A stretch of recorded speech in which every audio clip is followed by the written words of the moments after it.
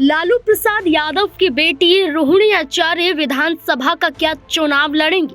लोकसभा के बाद क्या अब विधानसभा चुनाव में अपनी किस्मत को आजमाएंगे? दरअसल लालू परिवार में हर कोई चुनावी रण में उतरना चाहता है, चाहे परिवार के साथ, पार्टी के साथ या फिर अपनी अलग पार्टी बनाकर। आपको बता दें कि लालू प्रसाद यादव के बड़े बेटे तेज प्रताप यादव आरजेडी से अलग होकर अपनी नई पार्टी जनशक्ति जनता दल बना चुके हैं और महुआ में सक्रिय भी दिखाई दे रहे हैं। और जनशक्ति जनता दल के जरिए तेज प्रताप यादव चुनावी रण में है, वो चुनाव लड़ेंगे और साथ ही साथ जीत का दावा भी कर रहे हैं। इसी के साथ साथ AIMIM ने भी तेज प्रताप यादव को अपना समर्थन दिया है। माना जा रहा है कि एक बड़ा गठबंधन हो सकता है, लेकिन इसके बीच रोहिणी आचार्य के विधानसभा चुनाव लड़ने की भी अटकलें बिहार की राजनीति में तेज हो गई।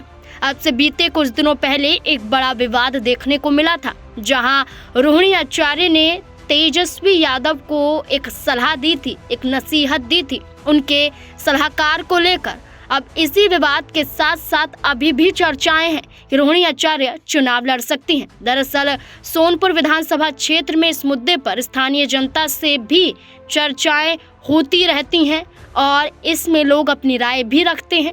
रोहिणी आचार्य, जो लालू यादव की बेटी और आरजेडी की प्रमुख नेता है, ने हाल ही में सोनपुर का दौरा भी किया था। इस दौरे के बाद उनके चुनाव लड़ने की संभावनाओं पर और भी ज्यादा तेज चर्चाएं होने लगी। हालांकि रोहिणी ने खुद इन अटकलों को खारिज करते हुए कहा कि उनकी विधानसभा चुनाव लड़ने की कोई इच्छा नहीं है, लेकिन सोनपुर की जनता चाहती है कि रोहिणी आचार्य यहाँ से चुनाव लड़े।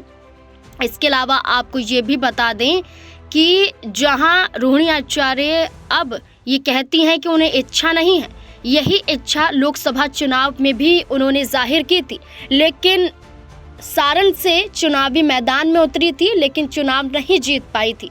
एक बार फिर से चर्चाएं हैं, देखना होगा कि क्या वाकई सोनपुर से वो चुनाव लड़ेंगी, क्योंकि हाल ही में वो दौरा करती हुई नजर आई हैं और साथ ही साथ तेजस्वी यादव के साथ विवाद भी देखा गया है, जहां उन्होंने अपने परिवार को सोशल मीडिया अकाउंट से अनफॉलो ही कर दिया था। लेकिन इसके बाद उन्होंने नरमी दिखाई तेजस्वी यादव के प्रति। तेजस्वी यादव ने भी अपनी बहन का साथ दिया और इसके बाद अब चर्चाएं तेज हैं कि क्या वाकई रोहिणी आचार्य चुनाव लड़ेंगी। अब देखना होगा।